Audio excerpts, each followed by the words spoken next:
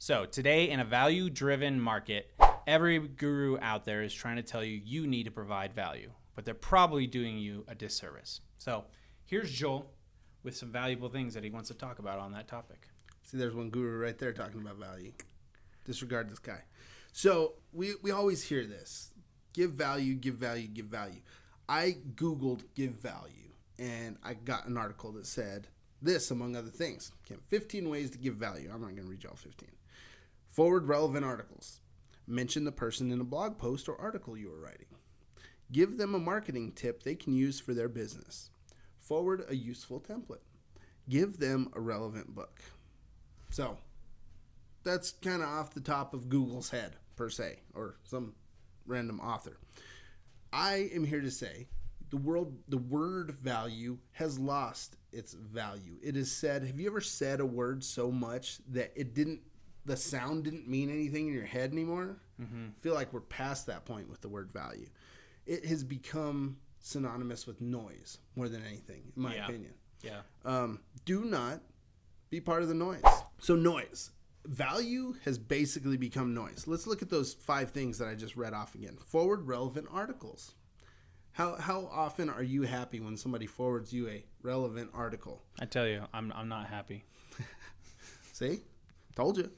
Mention the person in a blog post or article you're writing. Well, that's kind of nice. That's not necessarily a bad thing, but is the article that you're writing just a bunch of noise too? Yeah, when I get about 100 notifications and none of them are actually people talking to me. Right. Yeah. Yeah, that's noise. It's waste time. Give them a marketing tip they can use for their business. First of all, I hate marketing tips. I kind of don't like tips in general because they're mostly just noise. It's not usually solid information. Like 1 tip out of 100 is useful that I've found online. I don't know if that's everybody's experience. Forward them a useful template. Thanks for some junk in my inbox. It's just going to sit there, take up space on my Google Drive that I got to pay $10 a month for. Give them a relevant book that's going to go on the bookshelf and not get read. So it's it's useless. Half of it's useless. Don't be part of the noise. If you want to actually create value, I would suggest don't even use the word value. I hate the word now. Ugh. Yeah, and just to go back to something you just said about the whole book on the shelf, I feel like people think the more books you have, the more value you'll have in your life. Knowledge, yeah. Really, you should be becoming a master at one thing. And that's why all this stuff is noise, is because it's never helping you be a master of many things. It's helping you be distracted by many things. That's right. Ben Settle, I listened to his podcast. I recommend you do the same. He said, don't read 100 books. Read the 10 best books 10 times. And that's going to be far more valuable than 100 garbage books. So, okay. So here's something that happened to me. I was looking for an Instagram course for my wife. She wanted to build her Instagram following. She wanted something to follow and kind of learn from and be able to hit the ground really running. Courses are great for that. So I started looking at stuff, and I looked at this one by Creative Live. They had some Instagram experts come on there and do, if you're familiar with Creative Live, you know their format. If not, whatever. They were kind of doing this thing. It's like $200 or $300, and I'm cool with that as long as it's something valuable. So I took a sneak peek in the way that I do through the Pirate Bay, and I saw kind of the first 10 minutes or something. They were like jumping around, and it was like this big party thing. I'm like, okay, I just theoretically paid you $300 for this. Let's skip the party and get to the info. So as soon as they started talking, the first thing they started talking about was personal brand. Cool. I'm about personal brand. I think that's important. So the first thing the lady said was, I paint my fingernails 2 different colors, and I do this and say hashtag, and that's part of my personal brand.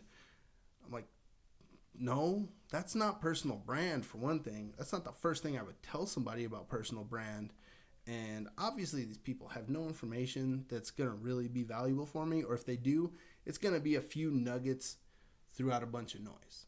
Mm-hmm. So I got rid of that thing, and I bought another course from Hillary Rushford.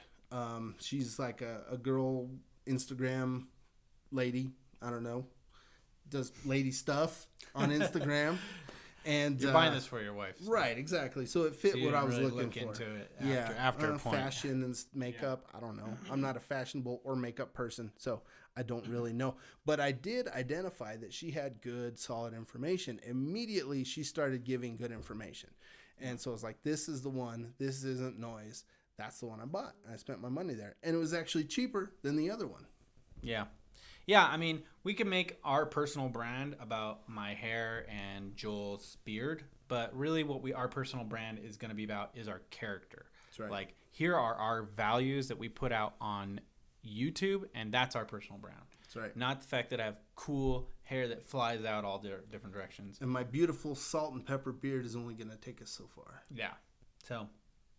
Anyway, okay, another noisy thing that we could go on about, but anyway. Exactly, but we want to give you good information. So always double check yourself. Am I just being noisy? Okay. Here's another story. I like stories. Stories convey information in a useful way, I feel like, right? So I was talking to Daniel the other day. It'd been a couple weeks since we talked, and we just chit-chat at first before we get down to business, right? And he asked how my business was going, because I have an IT firm, and we help people with computer problems. I'm always concerned. If he's not making money, we're not making videos. Yeah. Otherwise, I got to spend a lot more time doing that.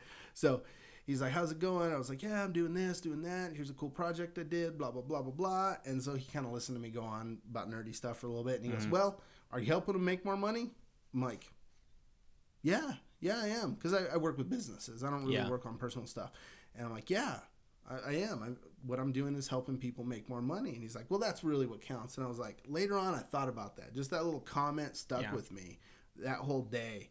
And I was like, that's the point, right? Are you actually giving somebody a measurable benefit? Yep. And I was like, I could honestly say yes. Words of the like I was. The wise man. Yeah, see, this guy's good. I'm telling you. So here's a couple people I'm going to throw out there. We got a buddy, You Do It Contracting. He's got an awesome YouTube channel. Love his channel. I am jealous of this guy because he works on all these awesome projects. And but he shows you how to do stuff. Like, here's an example. How to change your AC filter / HVAC / furnace. He got his SEO going on there. Yeah. And when to replace. Yeah. That's like, boom. You watch that video, you just save somebody $200. Yeah. Easy. If you're a YouTuber, he's actually got a whole vlog of him setting up a studio in his house, so you might want to check that out. It's really cool. So jealous of that. It's a really nice studio. Yeah, man. He set up like a music production rig for his son. Looks so awesome. Dude. Okay. Anyway, check out his channel. That's an example of good information. He's giving somebody a tangible benefit, right? Another person I'll throw out there, because it's like on the opposite end of the spectrum, is Phil DeFranco, right? He's got news. I appreciate his news. I watch him just about every day. I appreciate his news because he's kind of boiling down things I care about, and I don't have to go a bunch of places to find it. I get to watch it quick in an entertaining format, and that's very useful to me. It saves me time, which is money. So to boil it down, I want to say, check yourself. Don't act like just because you're putting out videos, you're putting out value. It's not necessarily the case. Can someone walk away with a skill, an idea, or something that's actually useful to them, even if it's a good laugh or a story? I mean, that's beneficial to me. I love to listen to podcasts like Lore and This American Life on occasion when they're not too political and stuff like that, because I like a good story. That's valuable to me. Can somebody walk away with a tangible value? Are you giving them an actual, maybe measurable benefit? Yeah.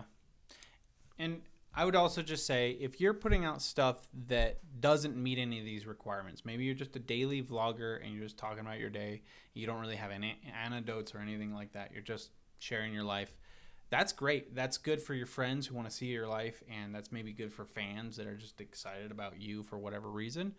But don't tell people that you're somehow providing a value. That's when you're, I think, crossing a line.